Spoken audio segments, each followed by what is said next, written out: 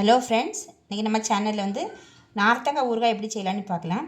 அதுக்கு ஒரு 10 நார்த்தங்காய் இந்த சைஸில் எடுத்து வச்சுருக்கேன். நார்த்தங்காய் இப்படி இந்த சின்ன சின்ன பீஸில் கட் பண்ணி இருக்கணும்.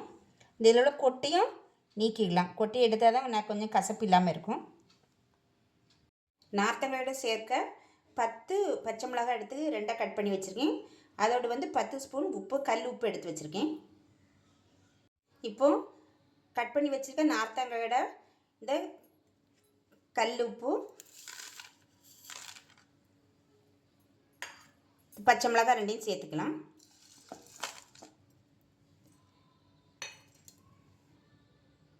இப்போ இந்த நார்த்தங்காய் உப்பு பச்சை மிளகாய் எல்லாம் இப்படி மேலும் கீழே வர மாதிரி கிளறி வச்சுக்கலாம். இந்த நார்த்தங்காய் ஊறுறதுக்கு எப்படியும் 1 வாரம் ஆகும்.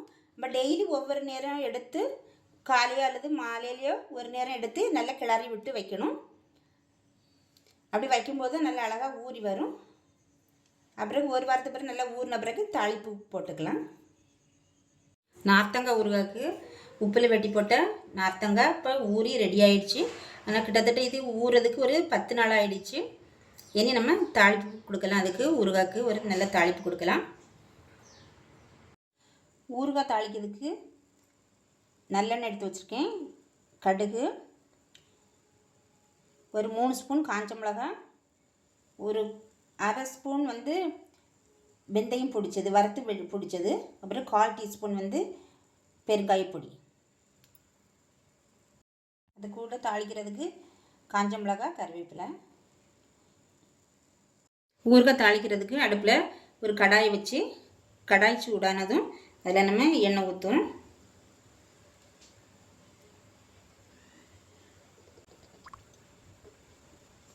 எண்ணெய் சூடாயிடுச்சு, கடுகு போட்டுக்கலாம்.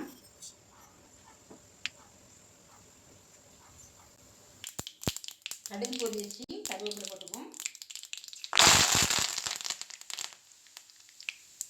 அது கூட காஞ்ச மிளகாய் போட்டுக்கலாம்.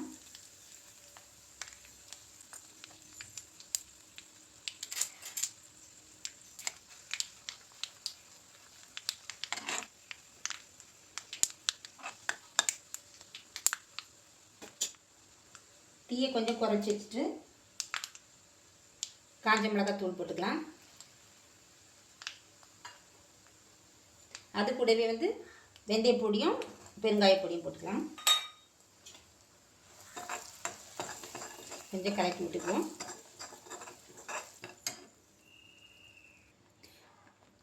அடுப்பு ஆஃப் பண்ணிவிட்டு இந்த நார்த்தங்காயை அதில் போட்டுக்கலாம்.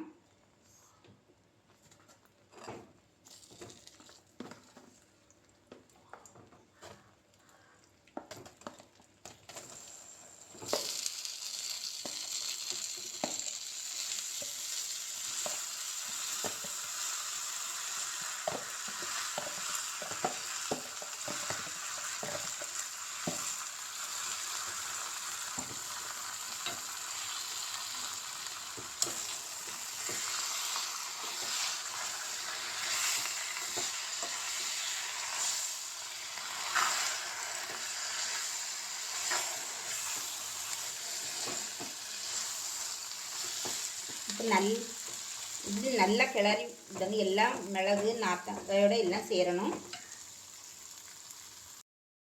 தாளித்த ஊறுகாய் ஆறுனதும் ஒரு கண்ணாடி பாட்டிலை எடுத்து வச்சுருக்கலாம்.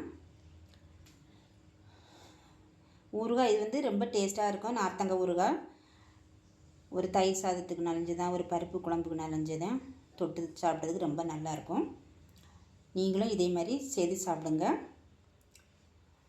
சப்ஸ்கிரைப் பண்ணுங்கள். செய்து பார்த்துட்டு எப்படி இருந்துன்னு கமெண்ட்ஸில் சொல்லுங்கள். நன்றி.